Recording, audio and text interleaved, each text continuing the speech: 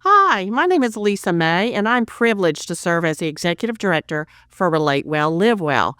Today, we have with us Eddie Copeland, who is the Executive Director of Church United, and we wanted you to be aware of something that God has given to us where we can collaborate together. So, Eddie, why don't you kind of kick off with what you do? Sure. I'm privileged to lead a movement of churches here in South Florida called Church United. And from day one, we've developed the theory of change that was healthy leaders, thriving churches, flourishing cities. And we've investing in pastors underneath the waterline, in their health and wholeness, and something we call soul care. And we've done that for almost 10 years now. And what we've realized is we've seen great traction, great movement and momentum there, but we've not really done anything for marriages. And as we've done a lot of this work, we've discovered that, man, a lot of pastors' marriages, ministry marriages is hard. And not that they're all falling apart, but there's real struggles. And how are we coming alongside to do that? So that's where our partnership has come into play. And it's been such a blessing. It's been an honor to be alongside. But for me, what was really the impetus to come to you and say, Eddie, I know that you are doing soul care for the pastors. I know you're doing soul care for the spouses, was we are also, as you know, in the schools. And I found myself in one of the local high schools in November, and I looked around the room, and this is an A-rated high school, okay? I looked around the room, and all I could think to myself is more than 50% of the kids in here are not in two-parent homes. Some of them are in shelters. Some of them are in pods. And I thought, even though we're in the school system and we're teaching relationship education that is truly gospel-soaked, I thought, who's going to take them to church?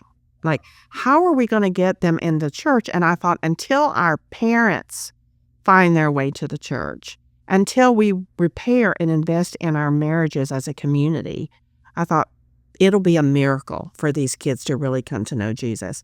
And so as I began to think about you and what you were doing, I thought, I'm going to reach out to Eddie and say, Eddie, can we do something for the marriages? And I did. We met over lunch. And it was an instant yes. In 45 minutes, I thought, oh my gosh, here we go. So let's kind of share. How do we kick it off? What are we offering them? And maybe, I know we don't want to give names, but some of the impacts. Yeah, it's been a really fun journey to partner with Lisa and Relate Well, Live Well in this journey here, because as I said, we've been doing soul care for pastors for over 10 years. You know, we didn't lead out with this big vision to go change the world for Jesus. We said, hey, if we actually want to see sustained transformation in South Florida, we have to first begin in investing in leaders underneath the waterline, their own souls, their marriages, and really just breathe life into them and be a safe third space for pastors.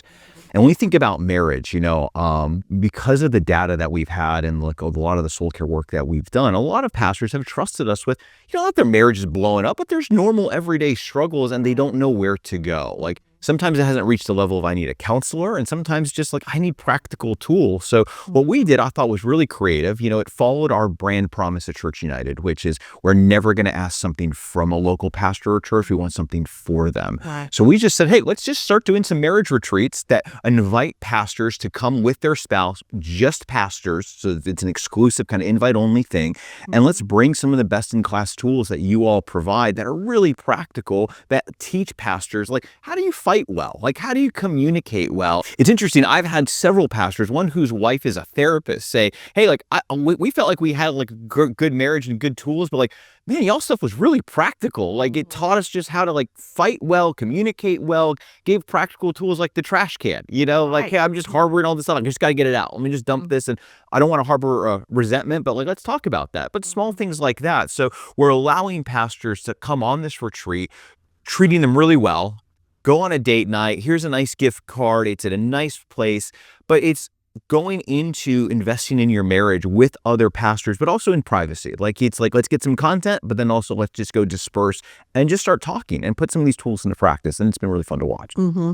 Well, it's been an honor and a blessing to be a part of it. This community is not unique, but in some ways it has been unique in that we have experienced the ripple effect of our pastors with a failure.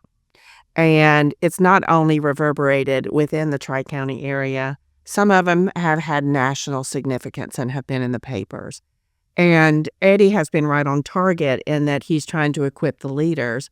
And we just felt like if we can come alongside the pastors, that they can have some prevention instead of waiting to the point that they're in such deep water. that they don't know their way out. God has no plan B. The church is his plan A, and we have to invest in our leaders. It's been said, Lisa, that great movements of God are fueled when gospel patrons and gospel proclaimers partner together to further the kingdom of God in the region. And what I love about what we're doing is we're giving this away. Not as a lost leader, not as a sales pitch, but because we so believe in what God's doing here and the importance of investing in leaders' health and wholeness. Yeah. And this is patron supported today. It is a move of God. And as Eddie has shared, we have 7 scheduled for 2025, 2 which are just all Spanish.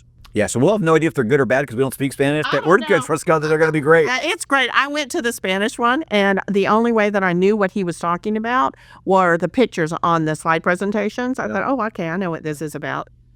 They scored higher ratings than we did. I also had more fun. Oh, I want to be Hispanic. They are so fun. Yeah. So it was great. I prayed for the gift of tongues, but God didn't give it to me, so I'm going to go back again. Here we go. Anyway, it's been great. Yeah, thanks so much, guys. All right.